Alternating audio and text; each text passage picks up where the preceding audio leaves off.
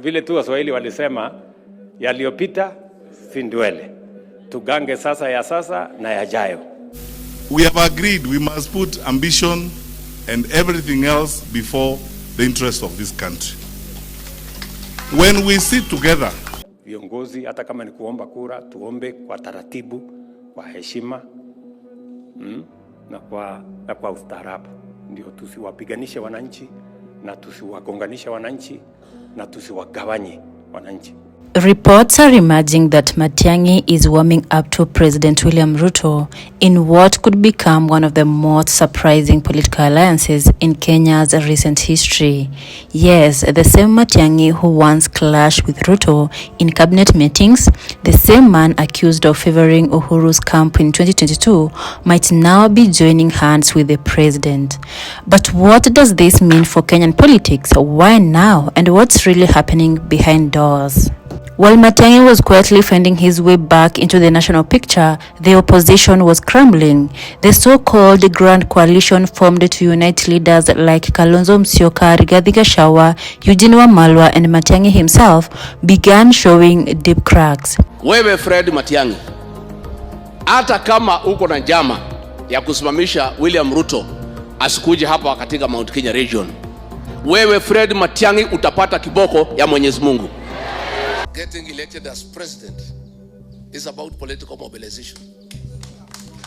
Many people may want to spend a lot of time in hotels and boardrooms discussing theories. I am a very experienced politician who have delivered 2 presidents for this country, and I know how to make a president. Yes. At first, the coalition looked strong.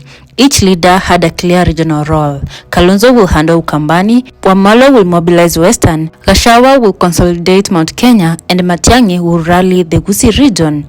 But ambition soon replaced unity. Meetings turned into power struggles. Gachagua's aggressive style rubbed other leaders the wrong way. He was accused of dominating conversations, sidelining voices, and pushing his personal agenda. Jeremiah Kioni, Jubilee's Secretary General, even accused Gachagua of bullying Matiang'I, calling him arrogant and intolerant. wale ambao wanasema eti I'm technocratic, I will not campaign, tukutane kwa kiwanja, tukutane huko. I will wear my sketchers and I will go to every village in this country, talking to Kenyans and seeking their vote and their support. As the rivalry deepened, it became clear that the opposition was not one team. It was a gathering of competing egos. That division created an opening, a vacuum, and Ruto saw it. The president thrives on political division. When his opponents fight, he wins. Must go haitoshi, must go si sera bwana. Chipangeni vizuri hata tutawasambaratisha mapema na mchana. Sasa mimi nataka niwaambie wangwana, mambo yenu ya ukabila, mambo yenu ya chuki, mambo yenu ya mikawanyiko, mambo yenu ya masko, mungojee kidogo tupange mambo ya waendeleo ya Kenya, tutakutana na nyinyi hapo mbele. Wananchi wanataka kujua sisi tumepanga kutengeneza barabara. So as the opposition weakened, Ruto began sending quiet signals, testing the waters to see who might be willing to cross over. And the man who seemed most strategic, calm, disciplined, and still respected across both sides was Fred Matiang'I. Now let's analyze why this alliance actually makes sense, politically, regionally, and strategically.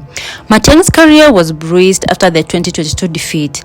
Aligning with Ruto offers him a path back to relevance, a chance to prove that he can still serve Kenya, not as an opposition leader, but as a statesman. The Gusii region is one of the most unpredictable voting blocks in Kenya. It's not entirely pro-Azimio, not fully Kenya Kwanza either. A partnership between Ruto and Matiang'I could tilt the balance, giving Ruto an edge in Kisii, Nyamira, and parts of Western. President Ruto faces constant internal turbulence, especially from his former deputy Rigathi Gachagua. Gachagua's rhetoric about Mount Kenya unity and his tone of defiance have created an ease in the State House. Ruto needs a deputy who can calm the waters, not stir them.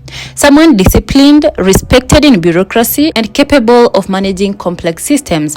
That is Matiang'i's brand. Both Ruto and Matiang'i are known for their work ethic and firmness. They understand power, strategy, and systems.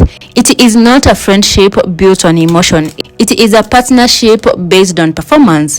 Ruto may see in Matiang'i a man who can help him consolidate his legacy, efficient governance, disciplined leadership, and national unity.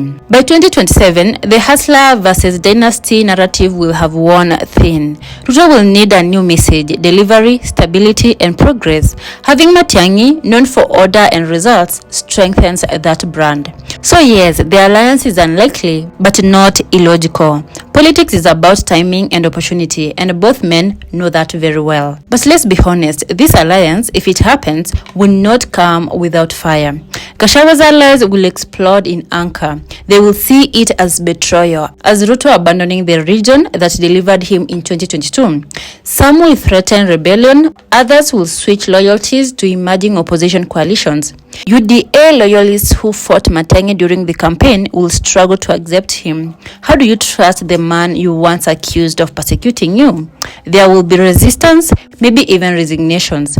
On the other hand, the opposition will paint Matiang'i as a sellout. They will say he betrayed the struggle, and his credibility will take a hit, especially among Azimio loyalists. To ordinary Kenyans, this move could be confusing. How does a man who once represented order under Uhuru suddenly become the symbol of continuity under Ruto?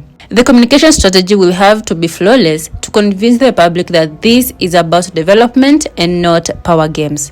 If Ruto and Matiang'i truly come together, the 2027 election map changes overnight. Kusii region becomes a strong government zone, Western splits again, part for Kenya Kwanza, part for opposition, and Mount Kenya becomes the new battleground, with Gachagua possibly leading a rebellion. Ruto will market the new alliance as a unity government for delivery. Matiang'i will bring the language of order, discipline, and national integration. Together, they could appeal to voters tired of endless drama and political fights. The opposition, meanwhile, will crumble to redefine itself, possibly uniting Kalonzo Musyoka with less momentum. Politics is not about who you fought yesterday. It's about who you need today to survive tomorrow. Fred Matiang'i's rumored alliance with Ruto might sound shocking, but it is classic Kenyan politics, unpredictable, transactional, and brilliantly strategic. If it happened, it will mark a turning point, the end of the old political rivalries and the birth of new power equations. But make no mistake, the risks are high. This move could either make Ruto unstoppable or trigger the most chaotic political fallout in Kenya's recent history. As we head towards 2027, one thing is clear: the game has just begun. And in Kenyan politics, there are no permanent enemies, only permanent interests.